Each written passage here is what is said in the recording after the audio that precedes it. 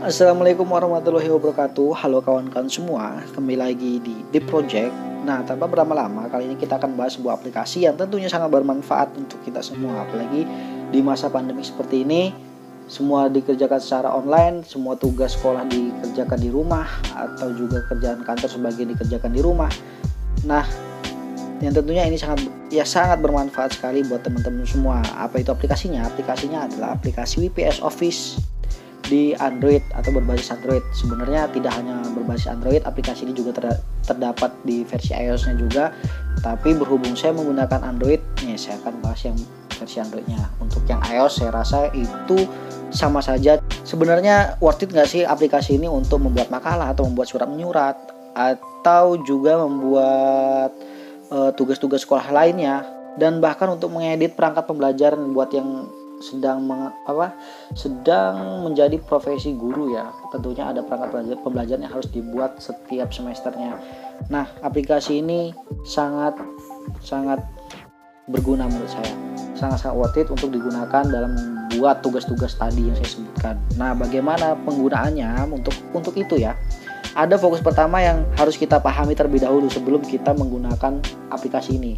Karena kebanyakan yang saya temui juga, kita sudah mengetik, sudah membuat dokumen sedemikian sehingga serapi-rapinya di tampilan handphone kita, tapi saat kita ekspor atau kita save dalam bentuk Word-nya ya, atau bentuk file doc-nya, itu saat kita buka di komputer, ini aplikasi akan acak-acakan. Nah, makanya jangan sampai salah kaprah seperti itu tadi. Ada aturan dasar yang harus kita pahami.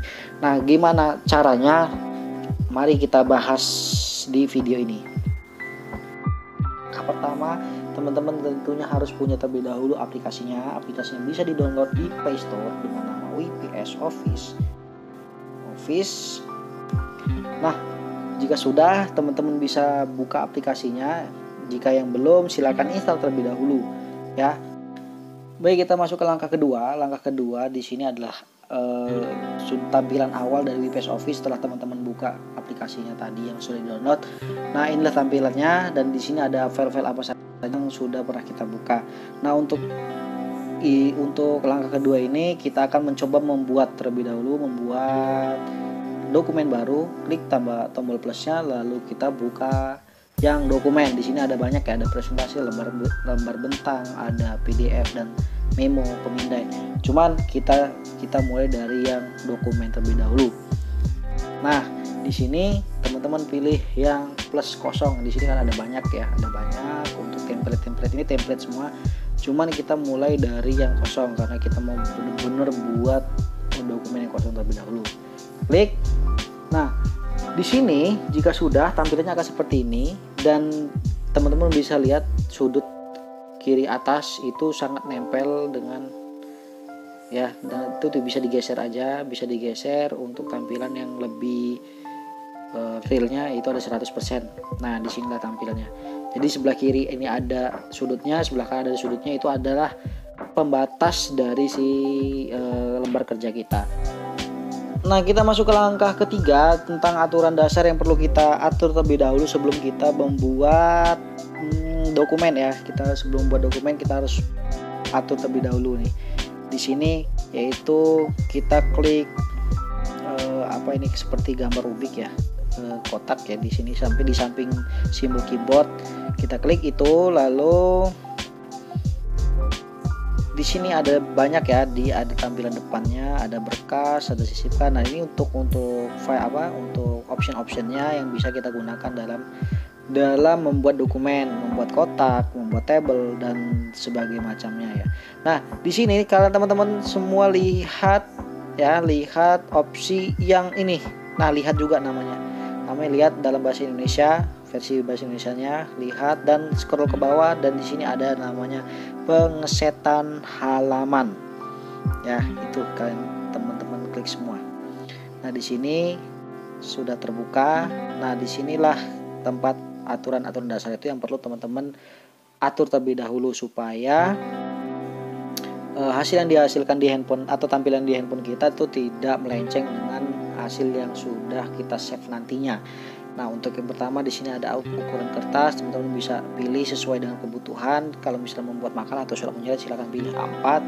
Lalu di sini ada tampilan potret landscape, sesuaikan juga dengan kebutuhan karena kita misalnya membuat surat, ya kita pilih yang potret. Surat atau buat makalah ya, pilih yang potret. Lalu di sini ada margin untuk satuannya teman-teman pilih cm karena yang umum kita gunakan yang sudah tidak asing lagi yaitu cm ya, walaupun inci juga sama sebenarnya, cuma kalau untuk saya pribadi lebih suka yang cm. Nah, untuk aturan makalah biasanya kan 4-4-3-3 ya, atau 4-3-3-3, sebelah kirinya 4, atas 3, kanan 3, bawah 3. Nah, itu juga teman-teman bisa atur di sini melalui tampilan kotak ini, tinggal digeser-geser aja sesuai dengan kebutuhan. Nah, dirasa sudah ya. Oke, kita atur terlebih dahulu.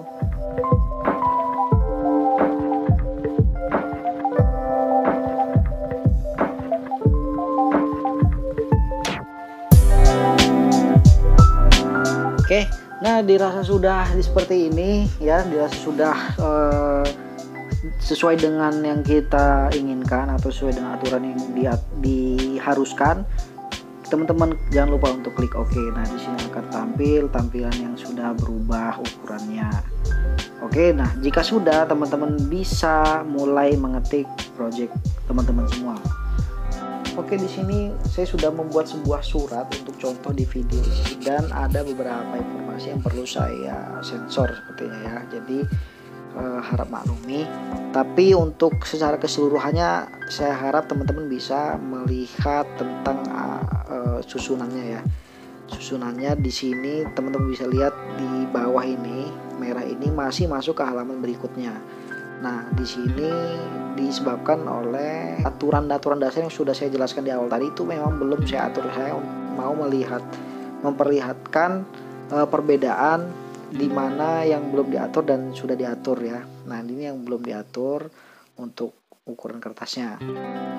Nah, terus yang kedua, mungkin ada beberapa teman yang bertanya, masalah tidak kalau misalnya kita lupa mengatur aturan halaman tadi. Sebenarnya tidak ada masalah kalau misalkan teman-teman lupa ya.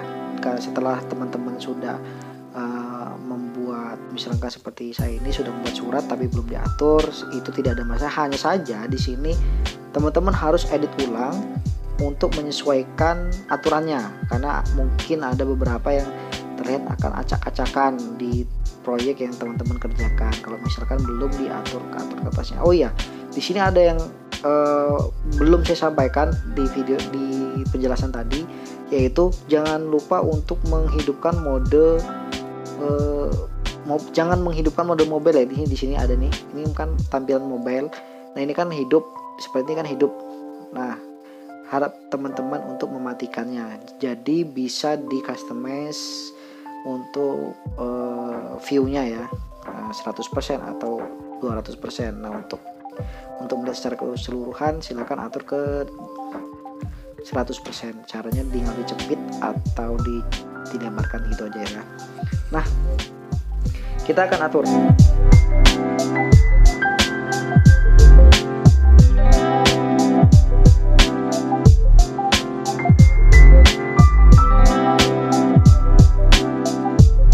Jika sudah, baru kita klik OK.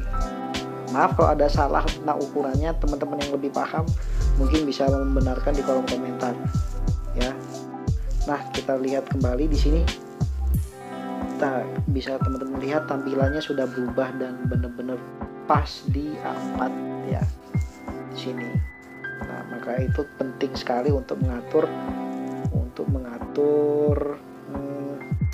ukuran kertasnya. Oke, saya rasa cukup ya videonya untuk WPS Office ini.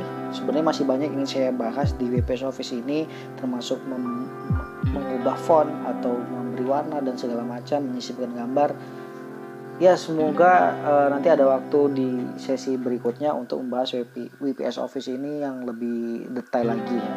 Terutama saya ingin bahas itu adalah cara menambahkan font di WPS Office, karena kalau misalnya teman-teman menggunakan WPS Office ini sudah lama, itu fontnya mungkin hanya itu aja. Sebenarnya itu bisa ditambah, nanti kita akan bahas di video berikutnya. Nah, oke.